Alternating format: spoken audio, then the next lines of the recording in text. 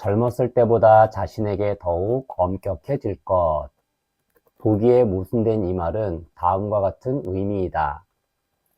노년에게는 병 그 자체보다도 요양생활이 두렵다. 불과 1, 2주간만 누워있어도 앓고 난 후에 다리가 눈에 띄게 움직여지지 않게 되는 경우가 많다. 젊었을 때는 2, 3주간 누워있어도 병이 나으면 그것으로 완전히 원래 상태로 회복이 된다. 그러나 노인은 다르다. 고열이 있을 때 몸을 움직이는 것은 삼가야 하겠지만 조금이라도 증세가 좋아지면 어쨌든 하루 종일 누워있는 것만은 무슨 수를 써서라도 피해야 한다고 생각한다. 화장실을 가거나 5에서 10분이라도 매일 걷게 되면 다리의 힘이 약해지는 것을 다소 예방할 수 있을지 모른다. 물론 이것은 의사 지시하에 해야겠지만 절대 안정을 필요로 하는 경우가 아닌 한 나는 이 바람을 의사에게 말해두고자 한다. 앞으로는 달라질지도 모르지만 요즘의 의사들 중에는 병을 고치는 것만 생각하고 앓고 난 후 노인의 운동 기능까지 생각하는 의사는 별로 많지 않은 것 같다. 병이 아니더라도 여름철 고교야구, 프로야구 등으로 하루 종일 텔레비전 스포츠를 시청하게 될 때가 있다. 이상하게도 스포츠를 보고 있으면 흡사 자신도 운동을 하고 있는 것처럼 건강하다는 생각에 사로잡히기도 한다. 그러나 내가 아는 사람 가운데 텔레비전 앞에만 앉아있고 별로 나가 걸어다니지 않다가 걷는 힘이 급격히 뚝 떨어진 노인이 있다. 텔레비전으로 보는 스포츠는 쇼이며 운동과는 무관함은 물론이고 오히려 끊임없이 몸을 움직이지 않으면 안 되는 노인에게는 특히 나쁘다는 것을 알고 있어야 한다. 오래전 나는 수족관에서 물고기 연구를 한 적이 있다. 그중 나에게 충격을 준 것이 있는데 발이 긴 개였다. 이 개는 다리에 관절이 붙어있는 부분에 둥근 반점이 생기면 그것이 노화의 징조로 곧 그 부분의 관절에서 앞이 잘려나간다. 이런 상황이 계속 진행되어 동그란 주먹밥 같은 몸통만이 남아 살아가는 개가 있었다. 정상의 상태인 개들은 먹이를 양쪽에 집게발로 잡아 입으로 가져간다. 입이 아래쪽에 붙어 있어서 그렇게 하지 않으면 먹을 수 없기 때문이다. 이 개는 다리뿐만 아니라 양손도 없었다. 사육사와 나는 오징어 한 조각을 바로 앞에 매달아 주었지만 개는 먹지 않았다. 입 근처까지 먹이가 닿지 않기 때문이었다. 우리는 개를 물에서 건져 올려 입이 있는 밑쪽을 위로 향하게 하고 젖혀놓고 오징어 조각을 입에 넣어주려 했다. 그러나 입은 굳게 다물어져 있고 열리지 않았다. 그 사육사는 몇 년 전까지 어업을 하던 사람으로 많은 책을 읽어가며 생활하는 학구열에 충만한 사람이었다. 그 사람이 내게 말했다. 나는 학문적으로는 잘 모르지만 입의 근육과 손의 근육이 함께 움직이게 되어 있는 것 같은 생각이 자꾸 듭니다. 이 개는 손이 움직이지 않으니까 입의 근육도 움직이지 않는 게 아닐까 싶어요. 나는 그의 말이 가슴에 깊이 와닿았다. 먹이를 바로 눈앞에 보면서도 이제 곧 굶어 죽는 것은 아닐까 하는 생각이 들었기 때문이다. 나도 이 사육사와 같은 생각을 갖고 있었다.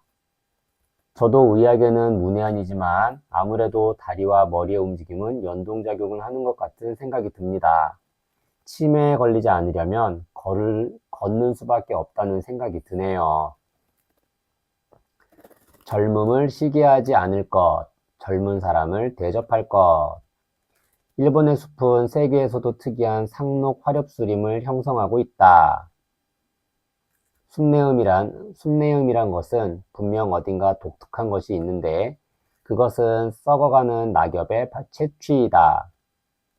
나는 숲이 좋다. 숲에 혼자 서면 인간의 운명을 생각하게 된다. 소리 없이 조용히 살아가는 자연의 냉엄함을 생각한다. 새싹이 돋아나고 그것이 나무를 자라게 하는 힘이 된다. 그러나 잎은 머지않아 지고 만다. 나무를 인간 사회의 역사라고 한다면 하나하나의 잎인 인간은 나무보다는 훨씬 빨리 떨어져 썩어버리고 만다. 그러나 낙엽은 썩어서도 토양이 되어 어린 잎을, 나아가서는 나무 자체를 자라나게 한다. 인간에게는 두 번의 시기가 있다. 양육되는 시대와 양육하는 시대. 우리들은 음식물과 지식을 부여받아 버젓한 한 인간으로 자라난다. 그리고는 서서히 타인을 양육하는 입장에 서게 된다. 이제 노인의 문턱에 들어선 사람으로서 나보다 훨씬 고령의 사람들을 예우하고 싶다. 그러나 나이가 들어감에 따라 차차 젊은이들에게 그 자리를 양보하는 마음을 갖게 되기를 원한다. 나는 그런 행위의 아름다움을 실제로 몇몇 선배로부터 배웠다. 그분들은 지금 생각해도 식은땀이 날 정도로 유치한 나의 행동을 묵인하고 감싸주며 늘 지켜주었다. 그리고 넌지시 나를 늘 앞에 내세우려 하였다. 내가 단지 젊다는 이유만으로 사람들이 나를 주목하게 하였으며 조금이라도 더 나의 재능을, 그러한 것이 있었는지 없었는지 모르지만 발전시킬 소지를 만들어주려 하였다. 그런 일일수록 내색을 하지 않고 하였기 때문에 나는 어떻게 고마운 마음을 표해야 좋을지 몰라 결국 아무 말도 하지 못했다. 딱히 이유는 없지만 나도 그런 사람이 되고 싶다. 그러나 노인이 되어서도 매사에 자신이 전면에 나서려는 사람이 있다. 그것은 진취적이며 훌륭한 생활 방식일 수도 있다. 그러나 어른답지 못하다.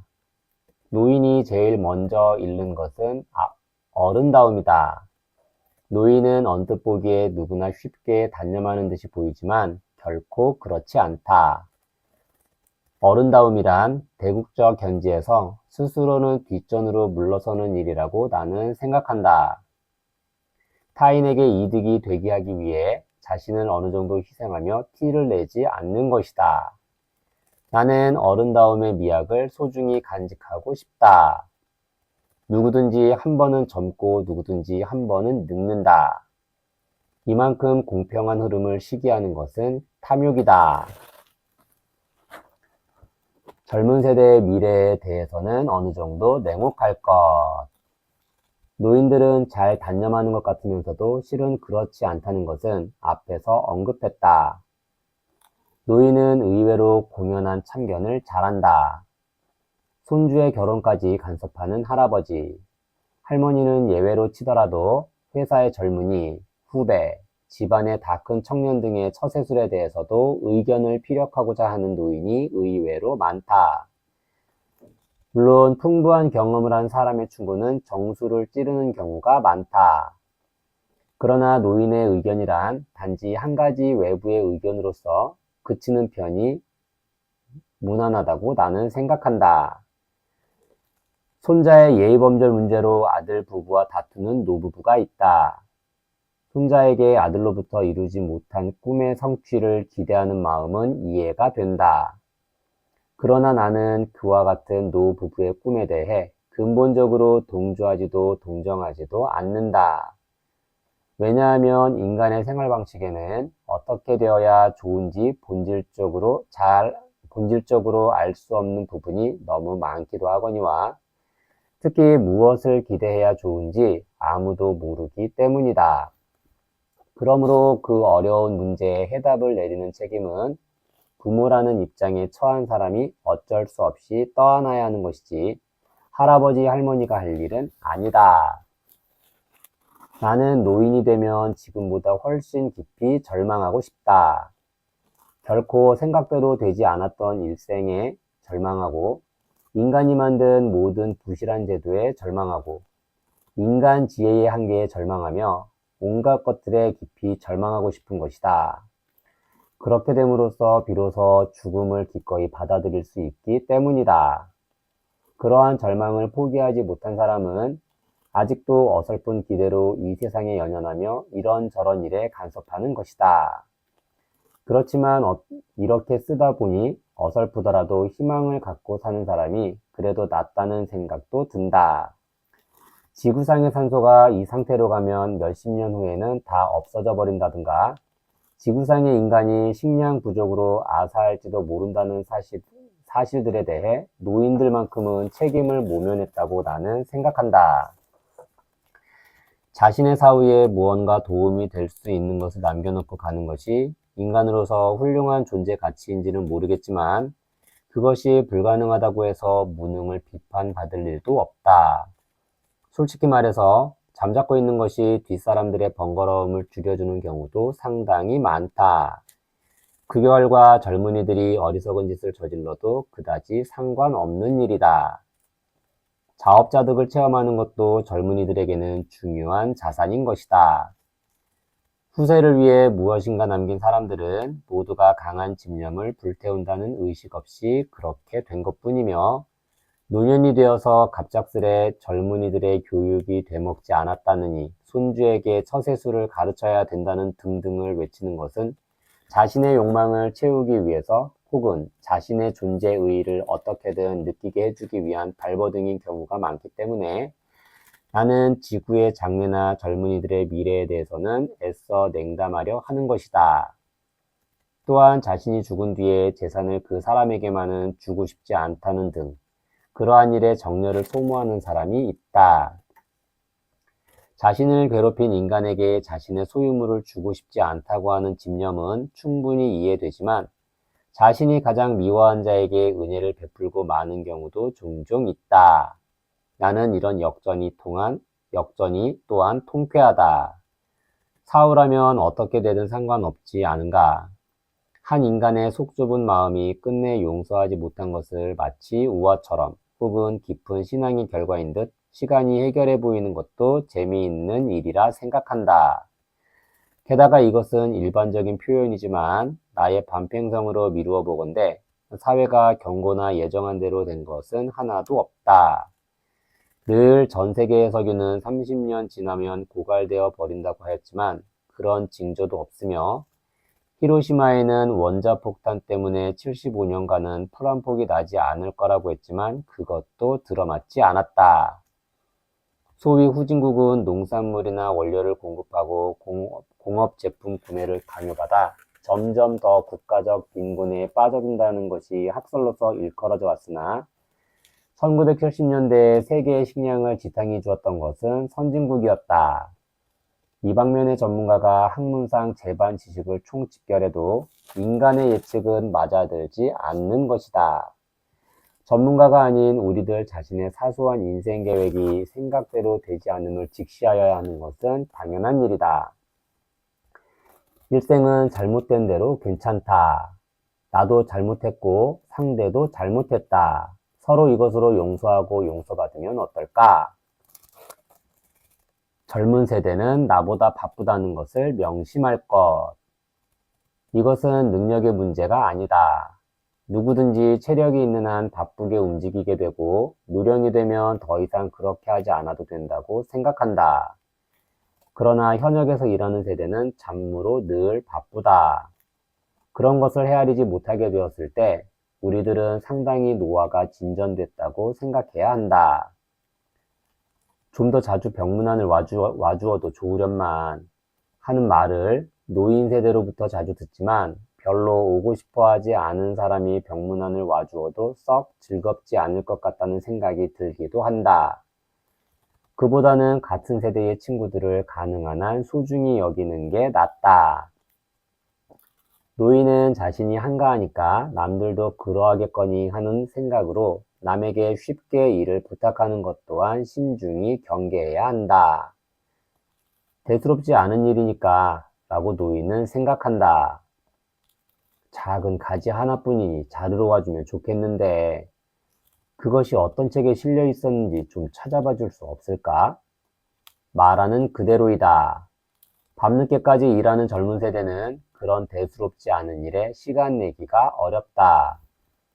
대수롭지 않은 일을 시간을 내어 조사하는 것은 오히려 노년의 일이다. 아무튼 시간은 얼마든지 있으니까. 그리고 그런 자질구레하고 번거로운 일을 하는 것이 자신을 단련하는 방법도 된다. 물론 그 누구도 남에게 무엇인가를 부탁하지 않고 살아간다는 것은 불가능하다. 그러므로 부탁할 때는 대수롭지 않은 일이라 생각하지 말고 부탁해야 한다. 그러한 자각이 들면 가끔은 남의 수고에 대해서도 돈으로 보답하려는 생각을 할지도 모르며 혹 금전으로 보답하지 못하더라도 마음으로부터 깊은 감사의 인사를 하게도 된다. 어지간해서는 하기 어려운 호의를 베풀어 주셨습니다. 라고 그때 비로소 연령상의 젊은이와 노인의 벽은 사라지고 그 대신 감사와 세상 물정을 잘 아는 현명한 사람들이라는 관계가 성립하는 것이다. 생활의 외로움은 아무도 해결해 줄 수 없다. 외로움은 노인에게는 공통의 운명이자 최대의 고통일 것이다. 이상하게도 늙어서도 여전히 자식이 독립하지 않거나 금전적으로 고통을 겪든가 하는 사람은 이 외로움이라는 고통에서 면제되는 것이다.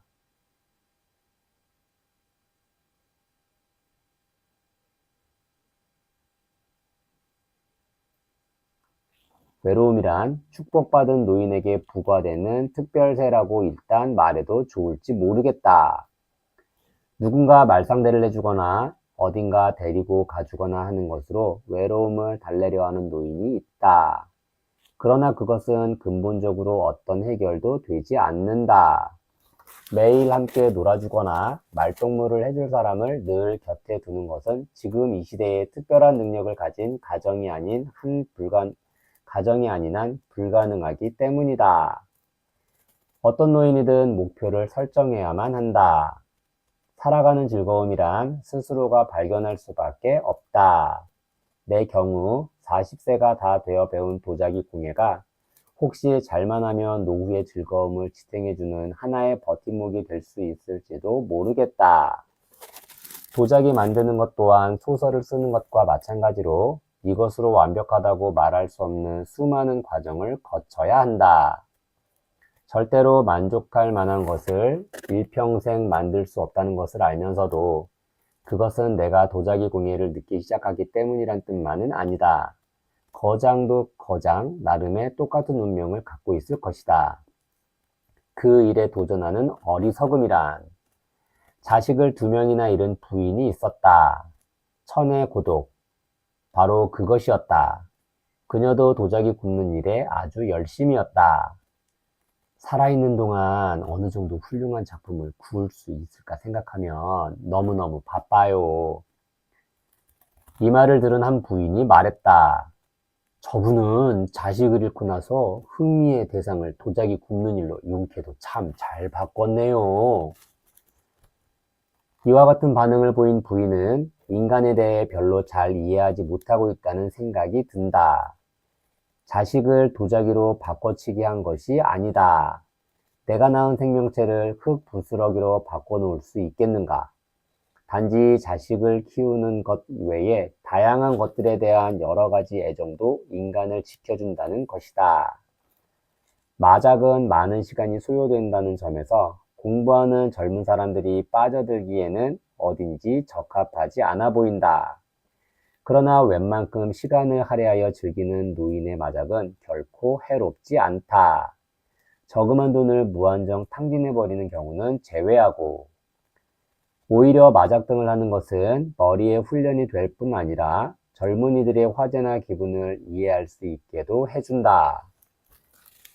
젊었을 때 별로 놀지 않았던 사람들 중에는 노는 것을 죄악으로 알고 있는 사람도 있는데 오히려 이런 유희, 골프, 바둑, 장기, 파친코, 트럼프, 화투, 댄스 등은 의식적으로 배울 필요가 있고 혼자서 공부하거나 독서하는 재미를 느끼지 못했던 사람은 노후의 소중한 시간을 보내는 방법으로 독서나 사색의 습관을 갖는 것도 좋을 것이다. 그 외에도 아마추어로서의 학문이나 지식, 그리고 기술 등은 어떤 것이든 모두가 노후를 즐겁고 따분하지 않게 보내는 데 도움이 된다. 고독을 피하는 방법도 스스로의 노력 없이는 해결되지 않는다. 우리 부부의 경우는 둘 다 취미가 달랐다. 나는 50대부터 식물 재배에 푹 빠져 있었다. 그러나 남편은 전혀 그러한 일에 흥미가 없었다. 남편은 완전한 도시파로 현재는 언젠가 손자를 위해서 세계사를 써봐야지 라는 말을 하고 있다. 그러나 노년이란 언젠가는 몸이 말을 안 듣게 된다. 눈이 안 보이게 되고 귀가 안 들리게 되고 몸의 한 부분을 쓸 수 없게도 된다. 머리의 회전도 나빠지게 된다. 그것이 자연의 섭니다. 눈이 좋은 사람도 30대 후반부터는 노안이 시작되기도 한다. 그러한 일들이 당연히 일어날 것을 감안해서 계획을 세우는 것이 좋다. 언제까지나 눈이 보인다고 생각하기 때문에 세계사를 쓰고 싶다고 말하는 것이며 항상 몸이 건강할 거라고 생각하기 때문에 노후에는 농사를 지어야지 라는 말을 하기도 하는 것이다. 할 수 있는 일을 어떻게 할 것인가를 생각해야 한다. 눈이 나빠졌을 때, 귀가 안 들리게 되었을 때, 걸을 수 없게 되었을 때를 예측하는 것이다. 그리고 결국 아무것도 할 수 없게 되더라도 그것을 자연스럽게 받아들일 것이다. 받아들일 일이다. 그것은 악도 아니며 죄도 아니다. 말하자면 자신에게 책임이 없는 것이다. 자신의 책임으로 그렇게 되지 않은 것에 대해서는 마음을 편하게 먹는 습관을 초로의 나이에 익혀두면 편리할 것이다. 자식이 걱정을 끼친다면 오히려 감사할 일이다. 내가 아는 사람 중에 사회적으로도 훌륭하게 사업에 성공한 재계인으로 지금도 대단히 효행이 극진한 사람이 있다. 자신의 처에게도 마치 시어머니를 위한 며느리라 생각될 정도로 어머니를 모시게 했다. 어머니를 위한 전용 승용차와 운전기사를 두고 전문 자격을 갖춘 간호사도 있었다. 게다가 그의 부인도 늘 시어머니와 함께 행동하는 것을 당연한 임무로 받아들이고 있었다. 나는 그러한 태도를 본받아야 한다고 몇 번이나 생각했는지 모른다. 운전기사나 간호사를 고용하는 것에 대해서가 아니라 자신이 노인의 곁에 있어 주어야 하는 것에 대해서이다. 그러나 그 집의 노인을 보게 되면 왠지 약하디 약해 보인다. 아름다운 노인이어서 멀리서 보면 해질녘의 희미한 빛 속에서 하얀 벚꽃을 보는 듯 했다. 그 노인은 그저 살아있을 뿐 아직 그럴 나이도 아닌데 살아가는 데 대한 강인함을 느끼게 하는 아무것도 없었다. 그러한 행복한 노년의 경우는 극히 드물었기 때문에 무자극이 초래하는 비건강 등에 대해서 건강할 필요는 없을지 모른다. 반대로 불행한 노인이라면 예를 드는 것은 어렵지 않다. 50이 넘은 아들이 병이나 사고로 누워만 있어 언제 끝날지도 모르는 간병에 온 힘을 쏟고 있는 노모. 나이살이나 먹은 자식이 형무소에 드나들고 있어 그 일로 마음 편한 날이 없는 노모. 어느 쪽을 봐도 가슴 아플 정도로 늙은이의 어깨에 자식의 무게가 무겁게 짓누르고 있다. 그러나 그러한 고통이 때로는 노모의 마음을 지탱해준다. 자신이 부모에게 걱정을 끼치지 않는 최상의 자식이라고 우쭐해서는 안 된다. 또한 부모 쪽에서도 전혀 손이 가지 않는 독립심이 강한 자식을 마냥 좋아해서도 안 된다. 마치 교통안전표어처럼 보이지만 그런 해이한 마음이 늙음을 재촉한다는 것만은 맞는 말인 것 같다. 만일 걱정을 끼치는 자식을 두었다면 그 자식이 그나마 부모에게 효도할 요량으로 불효를 저지르고 있는 것이라 생각하고 싶다. 죽을래야 죽을 수 없다는 생각을 하게끔 해주는 것은 걱정을 끼치지 않는 자식이 아니라 걱정을 끼치는 못난 자식이다. 거짓말을 하지 않을 것. 노인의 한 가지 나쁜 버릇은 거짓말쟁이가 되는 것이다. 특히 일본인은 사양의 표현법이 있으므로 거짓말도 결코 악의에서 나온 것은 아니다. 오히려 이랬으면 하는 바람과 체면치레가 가미된 소망을 콘동해서 표현하는 경우도 있다. 그러나 젊은 세대는 절대로 그렇게 생각하지 않는다. 노인이 마음에도 없는 말을 하며 잔꾀를 부리고 교활한 말을 한다는 등 도덕적으로 나쁜 의미로 받아들이므로 오히려 노골적으로 자기의 소망을 말하는 편이 제3자가 봐도 밉지 않은 노인으로 보인다. 할머니 과자 좀 드실래요? 할머니는 사양하며 됐어 라고 대답한다. 그러면 젊은 세대는 바쁘고 자신들은 늘 마음에 있는 그대로 대답하므로 노인의 말을 그대로 받아들인다. 필요 없다고 말했기 때문에 노인에게 과자를 드리지 않는다. 그것이 노인에게는 마땅치 않다. 필요 없다고 말은 했지만 사실은 먹고 싶은 것이다. 오늘날도 이러한 심리 형태를 갖고 있는 노인은 대단히 많다. 과연 이러한 것이 장차 변할지 어떨지는 매우 흥미있는 일이다. 먹고 싶으면 먹고 싶다고 말하면 될 일이다. 나도 하나 먹고 싶은데 하나씩 돌아가니 조금 모자라요. 그럼 내가 먹으면 안 되겠네. 할 수 없지 뭐. 이건 장유유서니까. 나이를 먹으면 이럴 땐 득이 되네. 고맙다. 손자와의 대화가 이런 식이 되면 좋다고 생각한다. 개수가 부족하지만 할 수 없네요. 라고 말하는 것은 할머니가 육친의 한 사람으로 취급받는 것이니 매우 기뻐해야 할 일이다. 그랬을 때 할머니가 과자를 먹었다고 화를 내는 손자는 거의 없다. 충분치 않으면 과자 한 개를 반으로 나누어 먹으면 되는 거고, 혹은 늘 먹으니 오늘은 사양하겠다. 웬일이세요? 할머니가 사양하신 적이 한 번도 없었는데 나도 사양하는 것쯤은 할 수 있다니까. 그래서 한바탕 웃을 수도 있지 않을까. 노인이지만 자신은 사양하고 손자에게 베푸는 즐거움이란 것도 있다. 소극적인 노인은 소극적인 장년보다 훨씬 남들로부터 외면당한다. 밝고 적극적인 노인은 주위의 눈총을 받거나 노골적으로 난처하다는 시선을 받는 경우도 있으나 장년의 적극적인 사람보다 훨씬 밝고 아름다움을 느끼게 한다. 겉으로는 우리 집 노인네는 애들처럼 천진난만해서 탈이에요 라는 말은 해도 내심으로는 깊이 사랑하고 있는 것이다. 노인이 되면 젊었을 때보다도 더 자신의 이기주의를 분명히 인정하지 않으면 안 된다. 나는 언젠가 이런 광경을 목격한 적이 있다. 어떤 노인은 그의 외아들이 죽는 것을 병적으로 두려워하고 있었다. 비행기가 추락하면 큰 일이므로 외국에 출장조차 가지 말라고 말했다. 장년의 남자가 모친의 희망대로 일을 포기할 수는 없다. 당연히 그는 퉁명스럽게 말도 안 되는 소리입니다 라고 투덜거렸다. 네가 죽으면 나는 살아갈 수 없으니까 말이야. 그는 이미 40이 넘은 아들이 웃으면서 말했다.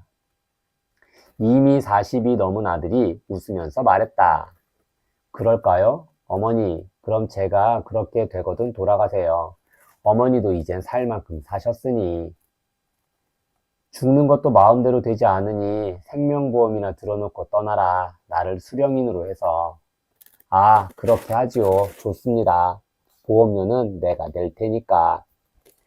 이 대화가 친부모 자식 간이 아니었다면 이 노인은 보험금을 노려 범죄를 저지르려고 하는 것처럼 생각될 수도 있다. 이 노모가 아들을 잃는 것에 대해 슬프게 생각하는 것은 당연하다. 그러나 자식이 젊어서 교통사고로 죽었을 때 보험금을 탄다고 해서 부모들의 마음이 편해질 수 있을까? 얼마를 타도 자식의 목숨과 바꿀 수 없다고 생각하는 것이 부모이다. 만일 돈을 받는다고 하면 그것은 다소 징벌의 의미를 포함하기 때문이라고 생각된다. 자식을 친 운전수에게 고통을 주면 그만인 것이다. 그러나 이 노인의 경우는 다르다.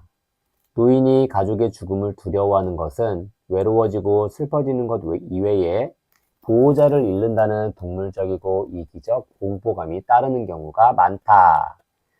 나는 노인의 이기주의를 젊은이들이 비난하지 않았으면 한다. 이 기막힌 자기 보존의 정신은 신으로부터 부여받은 귀중한 능력인 것이다. 그러나 동시에 노인도 그런 이기주의를 인정하는 것이 옳다. 오로지 자식을 생각하는 마음에서라든지 자신은 절대로 돈에 욕심을 내고 있는 것이 아니라는 등 하면서 보험을 들겠다고 하는 행위의 논리는 앞뒤가 맞지 않기 때문이다. 공격적이지 말 것.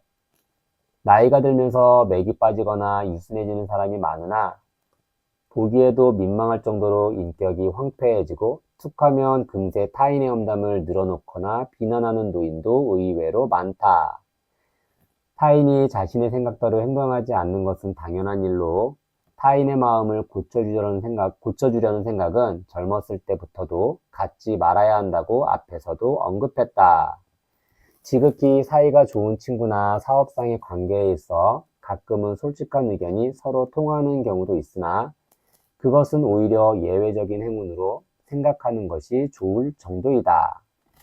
싸움 그 자체를 즐기려는 인간의 마음도 분명히 있으므로 목적이 그런 데 있다면 공격적인 것도 전혀 상관없으나 노인이 될수록 언제부터인지 볼썽사납게 욕을 퍼붓는 기술을 터득하는 사람도 있다.